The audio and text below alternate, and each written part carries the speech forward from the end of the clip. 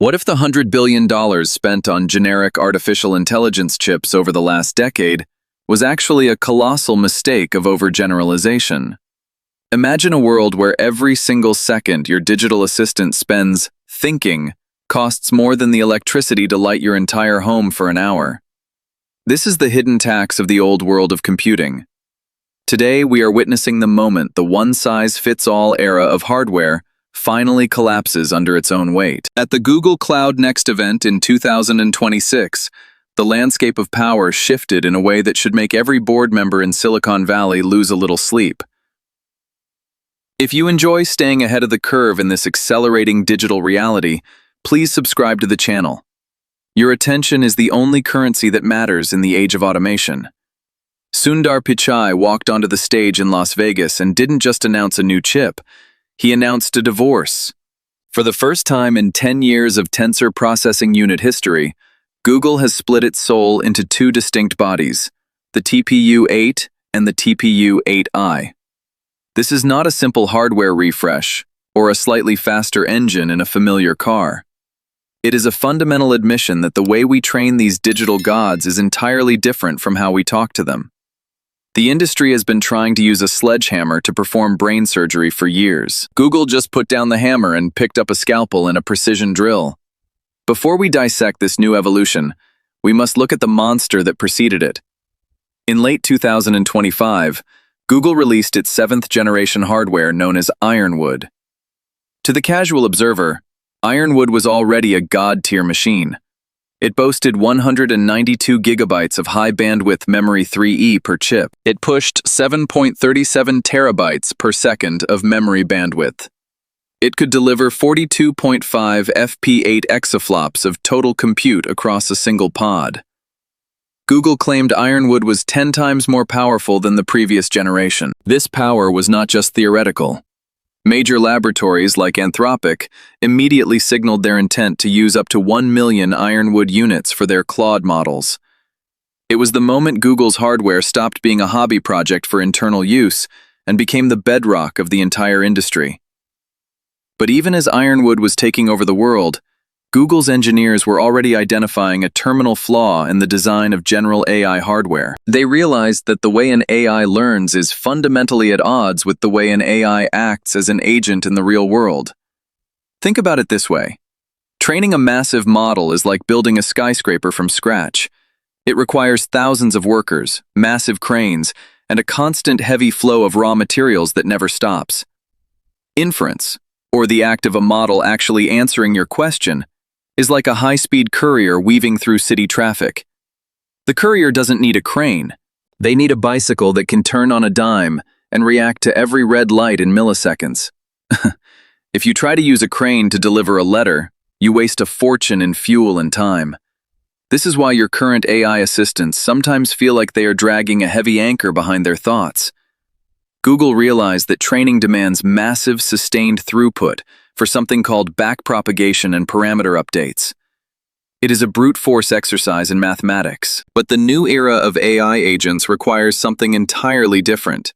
Agents must reason, communicate, and generate outputs in real time without the user feeling a single lag. Every millisecond of delay is a friction point that prevents AI from becoming a seamless part of human life. Google spent nearly 2 years designing around these future bottlenecks before the rest of the industry even realized they were stuck in traffic. The TPU8 is the new heavy lifter, a training superweapon designed for the frontier. A single TPU8 superpod connects 9,600 chips into a single cohesive unit. It delivers 121 FP4 exaflops of compute power. To give you a sense of scale, it includes 2 petabytes of shared memory. Google claims this beast offers 2.7 times better performance per dollar than the Ironwood chips from just a year prior. When you are spending billions of dollars on electricity and silicon, that efficiency is the difference between a profitable company and a bankrupt one. The networking for this training monster also received a radical overhaul called the Virgo network architecture. It provides 19.2 terabytes per second of bidirectional scale-up bandwidth per chip. That is 4 times more data center bandwidth than the previous generation. Using software frameworks like JAX and Pathways, Google can now coordinate more than 1 million chips across multiple physical sites. The mission is simple, and perhaps a bit terrifying. They want to reduce the time it takes to train a frontier-level model from months down to a few weeks. But the real genius of the 2026 announcement is the TPU8i. This is the chip built specifically for the era of AI agents. AI agents require long context windows, meaning they need to remember everything you said an hour ago while planning what to say next. They need continuous decoding and the ability to coordinate with other agents simultaneously. To solve this, Google threw away the old blueprints and redesigned the architecture from the ground up. The TPU8i features 384 megabytes of on-chip SRAM. It places a massive cache for key value pairs directly on the chip, which drastically speeds up token generation. They also introduced a new hardware block called the Collective Acceleration Engine. This specific piece of silicon accelerates the synchronization operations used during chain-of-thought reasoning. This engine reduces the internal latency by up to 5 times. This is the difference between an AI that sounds like a robot and an AI that responds with the fluidity of a human conversation. To make this work, Google had to kill an old friend. They abandoned the long-running 3D torus network topology. For years, this was the gold standard for moving data between chips during training, but it was too slow for the I in TPU8i. They replaced it with a new architecture called BoardFly. While the old system focused on how much data could move at once, BoardFly focuses on how fast a single piece of data can get from point A to point B. It minimizes the network diameter, which is essentially the distance a digital thought has to travel. The results of this architectural gamble are staggering. BoardFly provides up to 50% lower latency compared to the Ironwood generation. It allows pods to scale to 1,152 chips, with a massive 331.8 terabytes of memory capacity across the system. More importantly, Google says this specialized inference chip delivers 80% better price performance. For a company deploying millions of AI agents to handle customer service or coding, that 80% savings is a mountain of pure profit. Of course, the leather jacket-wearing giants in the industry will point to the raw numbers. On paper, NVIDIA and AMD still appear to win the individual chip battle. The TPU8 hits 12.6 FP4 petaflops. Meanwhile, the NVIDIA Vera Rubin R200 is projected at 35 petaflops. The AMD MI45X aims for 45. If you only look at the stickers on the box, Google seems to be losing. But that is the trap of the old way of thinking. Google is no longer competing at the chip level, they are competing at the system level. Google's advantage comes from what we call vertical integration. They design the silicon, the networking, the software frameworks, the data centers, and the AI models themselves.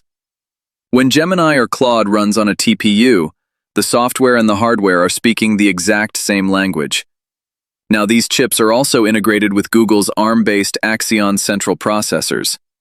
This allows the main computer and the AI accelerator to be co-designed from the ground up. It creates a level of efficiency that a company selling general-purpose parts to the public simply cannot match.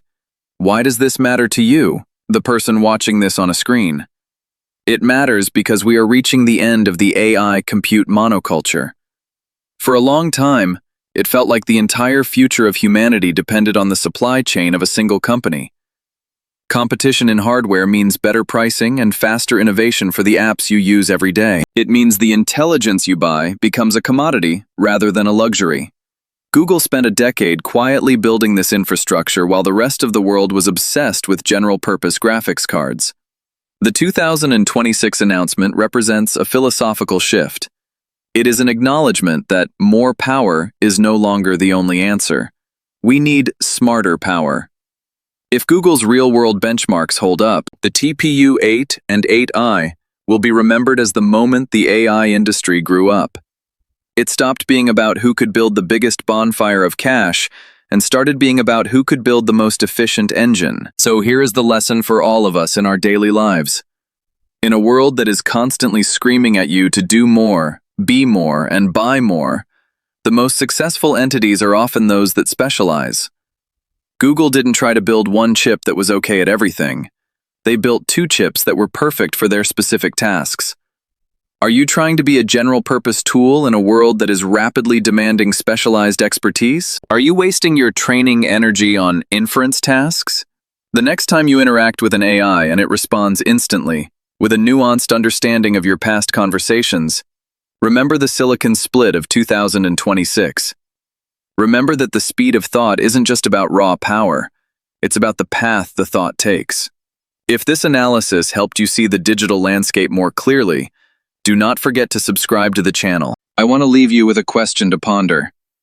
If we continue to build hardware that mimics the specialization of the human brain, are we designing tools, or are we accidentally designing a mirror?